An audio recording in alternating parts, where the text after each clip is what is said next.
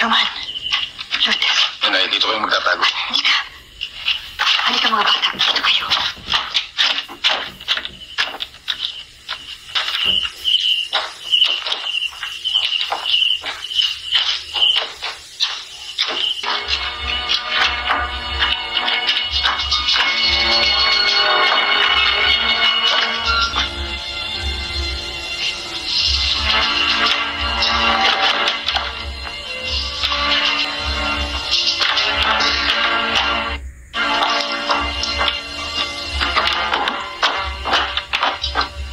Ano nangyayari sa iyo? Anong nangyayari sa akin? Bakit kailangan sumama ka sa kanila? Umalis na tayo dito.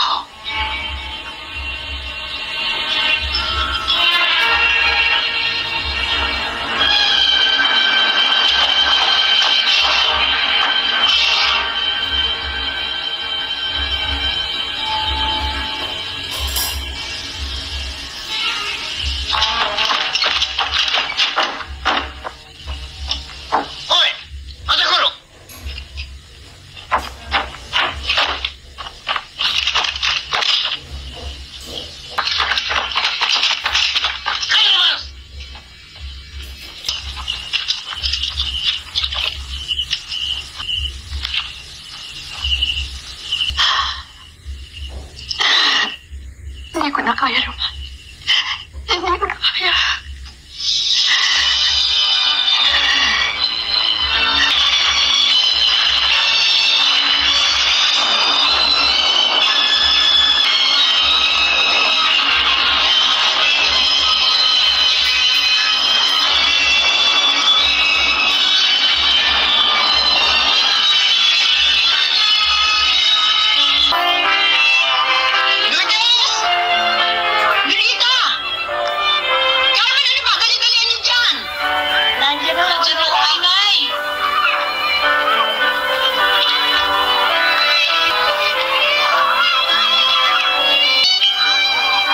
Tawagin mo na yung mag-ama.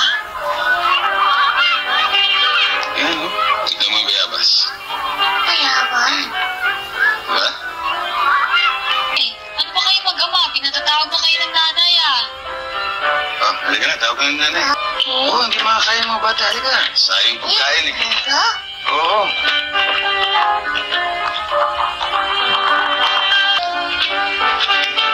Ano ka ba? Kumakain ka rin, di pa nag-uumpisa. Tinitikman ko lang naman eh. Mamaya ka na tumigil pag nag-uumpisa na. Ay! Ang nanay maming! Lola, itay! Nanay maming!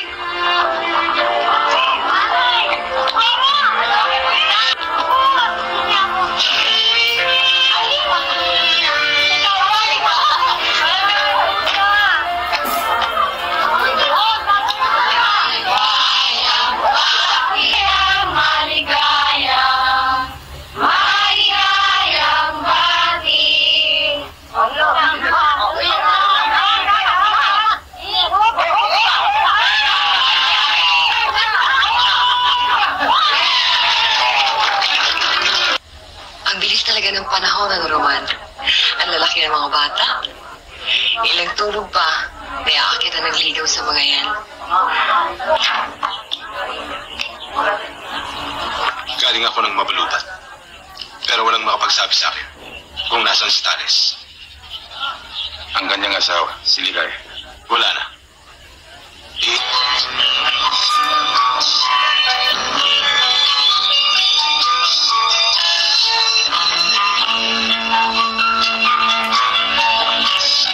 Sir, may bisita po kayo. Sino raw siya? Hindi mo sinabing pangalan eh. Hindi bale. Ibigyan mo na lang itong isang dino. Opo.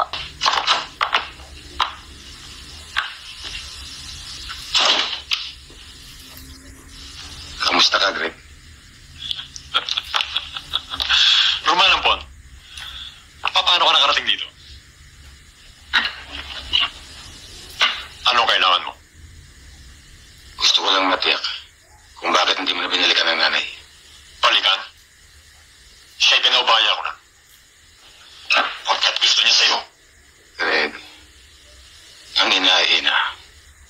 Sana'y baguhin na natin ang kasabihang na ang anak ay nakakatiis sa kanyang magulang.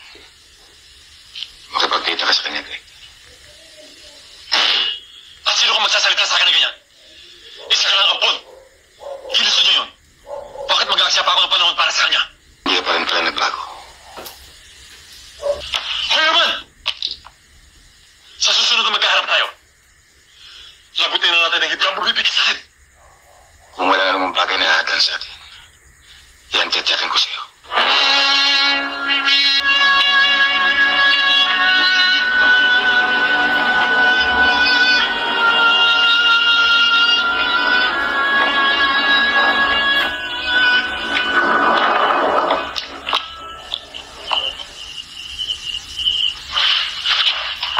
Roman, bakit kinabi ka?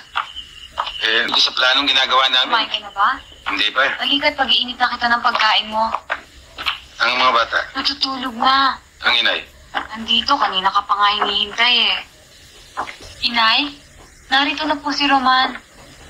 Roman, mano po inay. kumain ka na ba? Maghahanda ho si Lourdes. Kayo, kumain na ho kayo.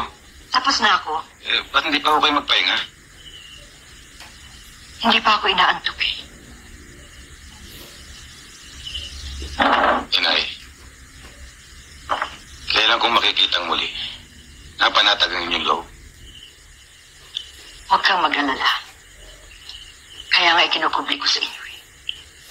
Habang sinasarili niyo yung problema, lalo kami nag-aalala sa inyo. Nagugunita akong kapatid mo. Halos gabi-gabi nagpaparamdam siya sa akin. Alam ko yan, inay. Alam ko buhay siya. Ganito rin nararamdaman ko nung sinabi ko kay Greg na buhay ka. Roman, kung buhay si Greg, Kung buhay siya, inay, tiyak na hanapin kayo nun. Nay! Maalala ko pala yung gamot niyo, hindi niyo pa iniinom. siya nga pala. Ako na ang kukuha, inay.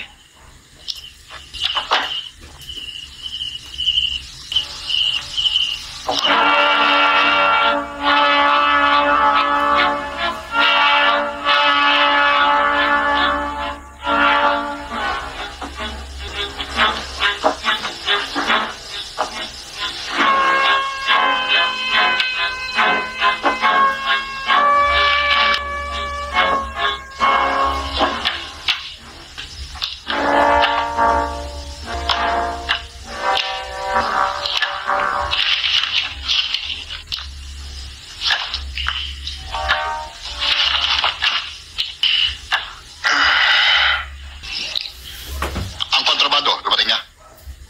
Ang kontrabando, kumpleto. Ang mga bata, hindi. Bakit? May nahuli ba? Teka, bago ka umusok, pakinggan mo muna ako. Naareglo ko na. Naareglo? Siniguro ko na bago makapagsalita yung dalawang gago, ay bingi na, pipi, at hindi na humihinga.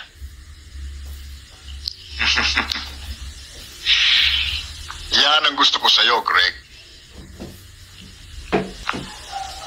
Nagulat ka, no? Matagal ko nang alam na hindi Rigor Talisman ang iyong tunay na pangalan. Bago ka pa lamang sa grupo ko, tinalam ko na ang iyong ugat. Pero huwag kang mag-alala. Magkakampi tayo.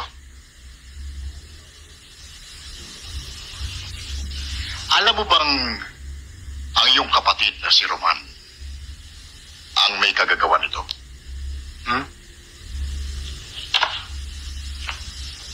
Wala siyang butong binali sa akin. Pero pinuto niya lahat ng mga nag-uugnay sa amin dalawa. Patapos ang inkwentro namin ng isang araw. Nakita kayo ni Roman? Itaga mo sa bato ako